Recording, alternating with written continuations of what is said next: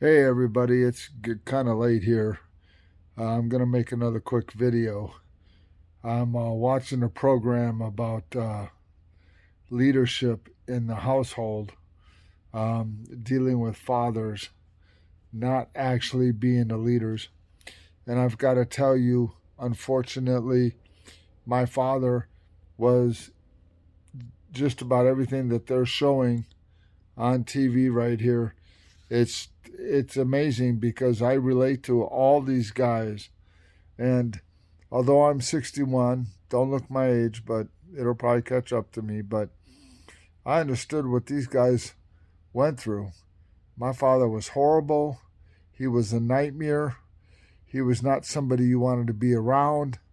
When he was somebody you wanted to be around, it was very rare occasion. Um, I got out of high school. My dad and mom had separated. I was in Job Corps. I came home. My mom and dad still separated. Not divorced yet, but separated. And one day, my friend James and I, we had gotten new uniforms. And we were working security, and we had to go get money from his old boss.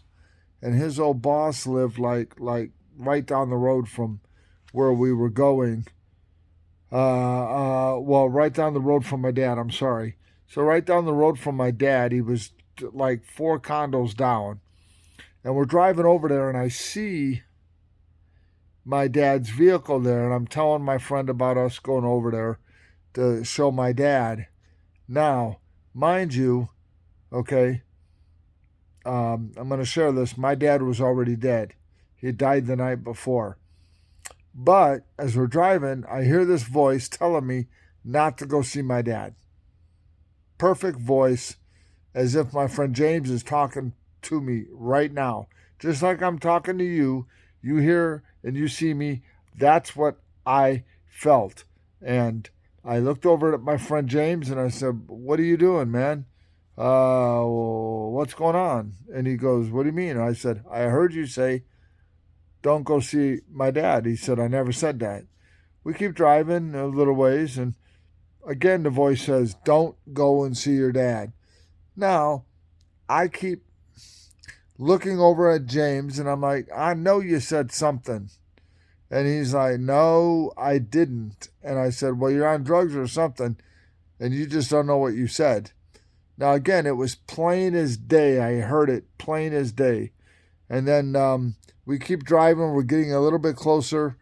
And the third time, final time, I heard the voice say, uh, um, "Final warning, do not go and see your dad." Now, I didn't know who the voice was at that time.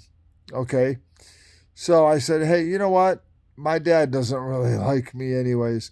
Let's just go over to your boss's house or condo. We'll get the money and we'll go over to your place and we'll rest before we got to go to work."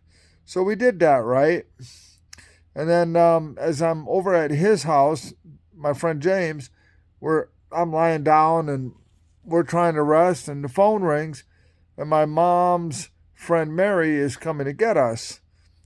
And I'm like, something don't seem right there. But I couldn't put two and two together. So she comes to get me. My sister's sitting in the car, and she takes me home.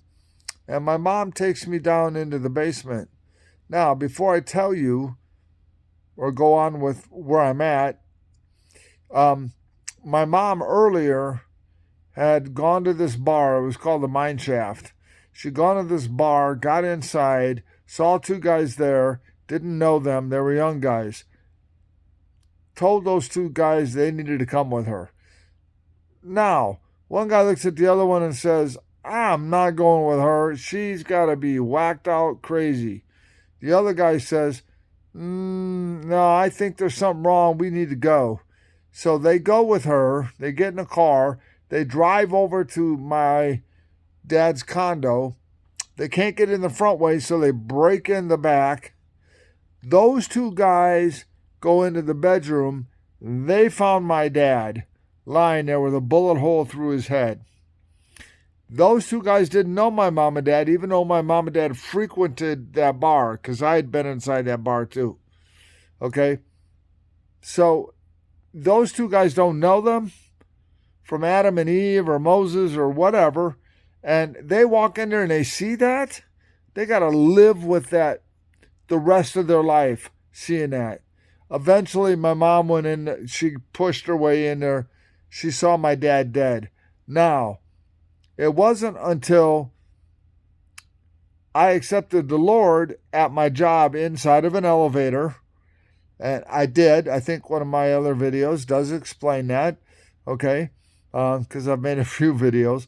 But when I accepted the Lord in the elevator, because the young, skinny black guy was singing about Jesus, I asked the Lord why he allowed my father to kill himself. Because after my father died, if there was a God, I didn't want to know about him. I did not want to know. And so I was an atheist, a Buddhist, a Hare Krishna, whatever you wanted. I probably was that, okay? But either way you look at it, it's just I was an atheist. So when people say to me, well, Mormons believe in God or Jehovah's Witnesses believe in God, no, they're atheists. They just don't believe in the right God. They add to the Bible, they subtract to the Bible. So anyways, getting back to my story and everything, I asked God, I said, I want to know why you let my father kill himself. And he said, you want the answer? And I said, yes. He goes, now I'll give it to you.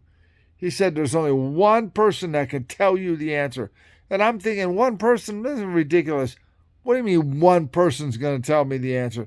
So I started thinking my uncle, maybe my older brother, who was like 4 years older than me. And it wasn't even the answer. And then I was thinking, well, maybe my mother knew the answer. And that wasn't it either.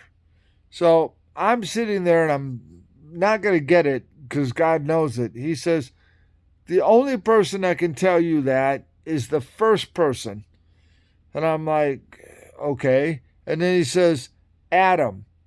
And I was like, Adam didn't know my father. And he said, no, you're not listening. Okay.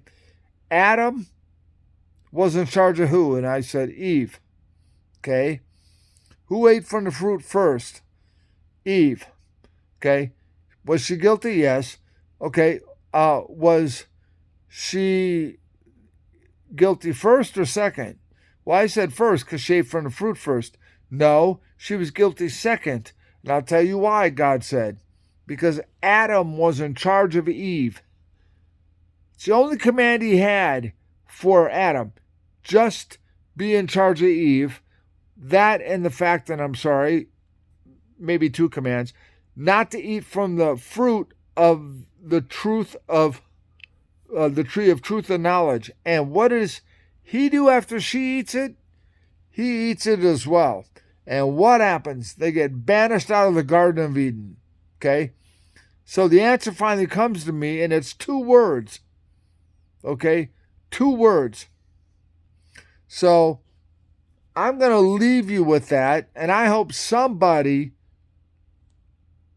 watches this video and knows what those 2 words are. I know, obviously, what they are, but I want to see if anybody knows what those 2 words are. I'm getting ready for bed. It's late. I love you guys, and I will definitely talk to you soon.